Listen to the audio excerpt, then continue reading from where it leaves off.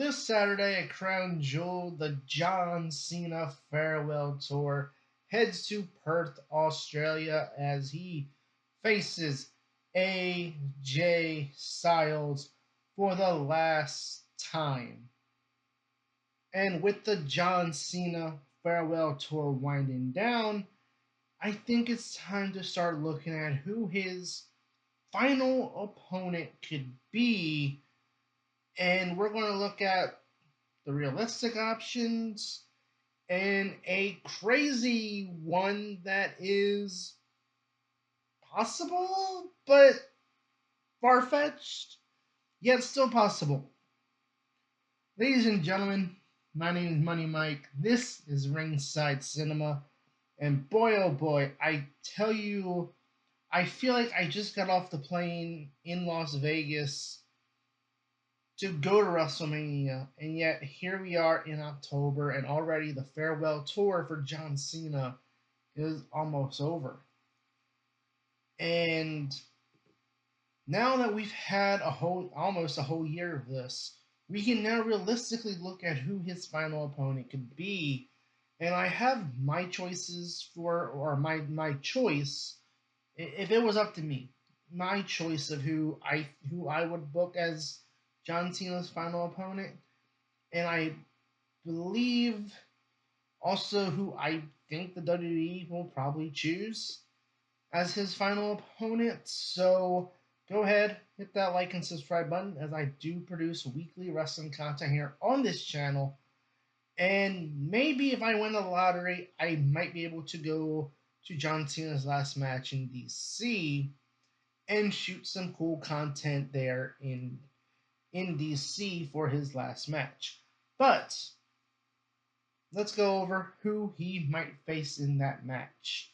So let's go ahead and start with who I believe the WWE will go with, and it's the same guy that retired Bill Goldberg earlier this year, and that is Gunther. We have not seen the ring general since he lost the World Heavyweight Championship to CM Punk.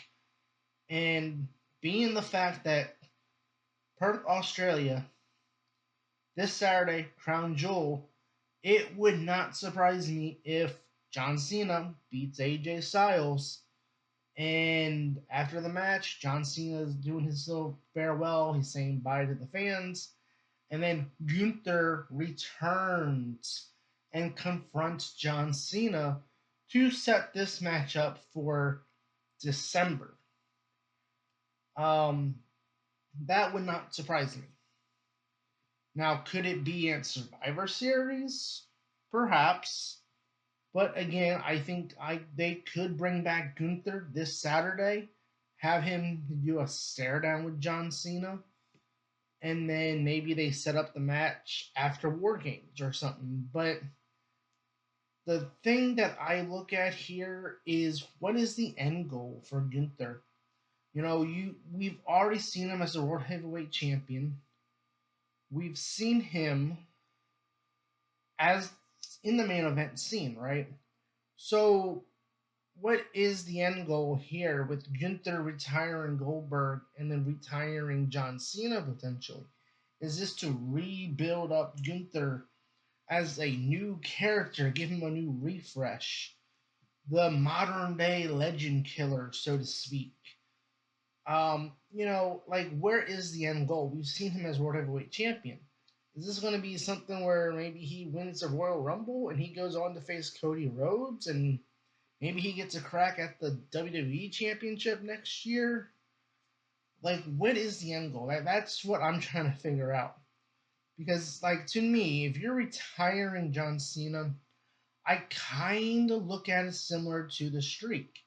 When Brock Lesnar broke the streak, it was a pretty big deal, and the WWE had to do very strong booking with Brock Lesnar in order to solidify that decision. And now we've seen kind of not a really good follow through with him retiring Goldberg. So are they going to follow through with him potentially retiring John Cena?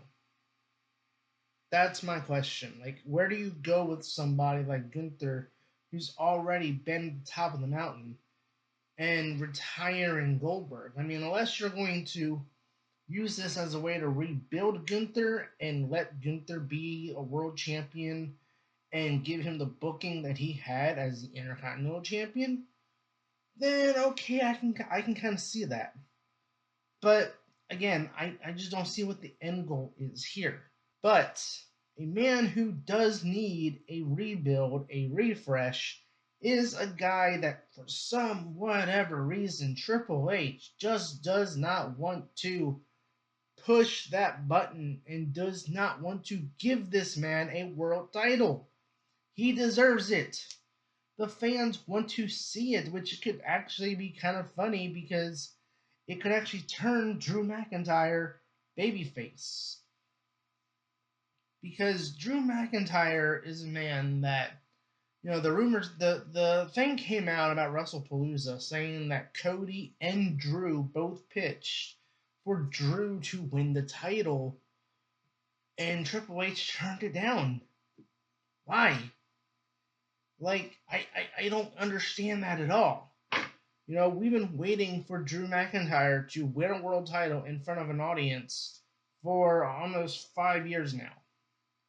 So, like, what is the way to do that? And if you want to give Drew McIntyre a refresh, how do you do that?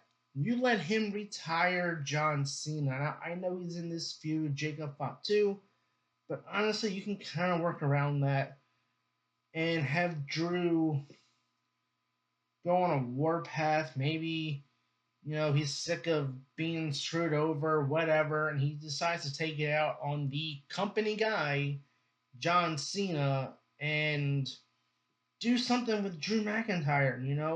You can launch Drew McIntyre into the main event scene, give him a reboot, a refresh. Like, I'm the man that retired John Cena. And then Drew can go on to win the Royal Rumble. Then he can go and have a rematch with Cody Rhodes at WrestleMania, and he beats Cody Rhodes. And you give him a championship run similar to the one he had in 2020, but this time as a heel and in front of an audience. Like, that to me would be the best way to go about it, is if you're looking to give someone a reboot, a refresh, then I think Drew McIntyre is your guy when it comes to that, because I think someone like a Drew McIntyre can say, hey, he can carry that burden of, hey, I retired John Cena and then I beat Cody Rhodes at WrestleMania for the WWE Championship. That to me is something that is intriguing to me. I think that's intriguing to a lot of fans. So I think Drew McIntyre would be a great final opponent for John Cena. And from realistic options to a very, very far fetched one that might be realistic still in some form. It would take Triple H and WWE putting their egos aside when it comes to AEW, but it depends on on who you hear and or what you read, because some people say that Adam Copeland, Edge, his contract's up. Some people say his contract's up next year. Everyone started speculating when he had that segment with Christian where he said, hey, I'm going home, I'm leaving, I don't know when I'm going to come back. And that's when everyone started speculating, like, wait a minute, his contract could be up. He could be on his way back to the WWE, and he could be John Cena's final opponent. Now, I don't think that's the case. I do think the end goal in AEW is that eventually Cope and Christian are going to be the AEW Tag Team Champions. And I think that's going to happen next year. So I don't think he's going anywhere anytime soon. But if, again, like I said, you put egos aside and you agree to a talent swap, maybe you send Edge over to WWE for one night and maybe get him to sign a legend deal so we can get him back in the 2K games. And we have him face John Cena in his final match. And then just send AJ Styles over to AEW and let him have a dream match with Kenny Omega. Like, like we can do that, right? But yeah, it's unrealistic that it's going to happen. Like it would be insane. Like at the end of Crown Jewel or Survivor Series, John Cena's out there saying, "Hey, whoever wants to fight me in my last match, come get some." And we hear, "You think you know me?" And it's like, "Oh my gosh, we go insane." But yeah, that's not going to happen. I think a lot of people want to see it, but it's not going to happen. Now, a fun option here would be to kind of go back to WrestleMania 41 because Randy Orton had an open challenge. And we do remember John Cena debuted in an open challenge. I don't know, I guess from a contract standpoint, if he's in WWE, he's in TNA, I don't know. But I don't think that's going to matter because I think the WWE is going to announce that they're going to be buying TNA Wrestling outright at some point next year. But Joe Hendry, if they don't go with Gunther, they don't go with Drew McIntyre, you want to go have a fun match for John Cena's last match, then John Cena issues an open challenge and you say his name, he appears, Joe Hendry closes out the year answering an open challenge from John Cena. Now, I do think that this would have been fun to explore when John Cena was a heel. Joe Hendry has expressed a lot about how he was a John Cena fan. He wanted to have that match with John Cena. Even some people speculated that it could even happen in TNA, which is insane to even think about. But I think at this point, I don't think it's going to happen unless we get like an open challenge situation where John Cena says, "Hey, I want to issue an open challenge. I made my debut in an open challenge. I want to give someone else that opportunity that Kurt Angle gave me," and then Joe Hendry appears. I think it would be a fun little match. But here's the thing. If I was in charge of his last match, who I would book? Dirty Dominic Mysterio. Look, I talked about Drew McIntyre being the guy that could carry the burden of being the guy that retired John Cena. Well, you know what you can do with Dominic Mysterio? He's the Intercontinental Champion. And what championship has John Cena never held? The Intercontinental Championship. John Cena could go into that match at Saturday night's main event at and retire with the as a Grand Slam champion. I can't even speak right now. But imagine this: on one of the Raws after Survivor Series or before Survivor Series, Dominic Mysterio interrupts a John Cena promo, and Dominic comes out, gloats about being the Intercontinental Champion, says, "Hey, John, you never won this championship." And then Cena says, "Hey, you're right. And if I do win that title, that would make me a Grand Slam champion, and I could retire a Grand Slam champion." So you could essentially do the whole big build up of, hey, not only is this John Cena's final match, but it's also the opportunity to see John Cena retire as champion. Look, we saw in AEW Revolution 2024, Sting retired as a tag team champion with Darby Allin, and AEW went on to have a tournament afterwards. So, you could have John Cena defeat Dominic Mysterio in Washington, D.C. in the main event. Pyro goes off. John Cena's a Grand Slam champion. And then you can have him vacate the title, and you could do a tournament and crown a new champion at the Royal Rumble.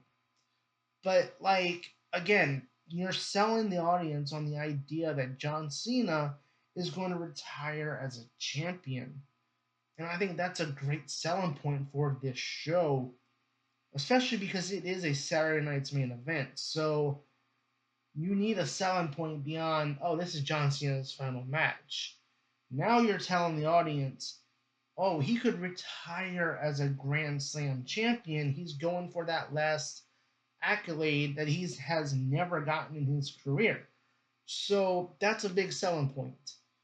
And that's why, for me, if I was booking this, I would choose Dirty Dominic Mysterio for that reason. Plus, if you have Dominic go over John Cena, you could push Dominic. Oh my gosh, dude, Dominic Mysterio would be unbearable if he beat John Cena in his final match. It would be levels above Paul Heyman bragging about Brock Lesnar beating the streak. And it works with a guy like Dominic Mysterio. John Cena even complimented Dominic Mysterio during WrestleMania weekend, where Cena said that Dominic gets it and he understands the business. And John Cena, wouldn't mind putting Dominic Mysterio over. And I mean, you can make a new star out of Dominic, and pretty much that could be your way of separating him from the Judgment Day. So let me know in the comments below, guys. Who would you book to be John Cena's final opponent? Do you like the idea of Gunther being the one to retire John Cena, or do you like my other picks? Or was there someone I didn't name that you want to see John Cena face?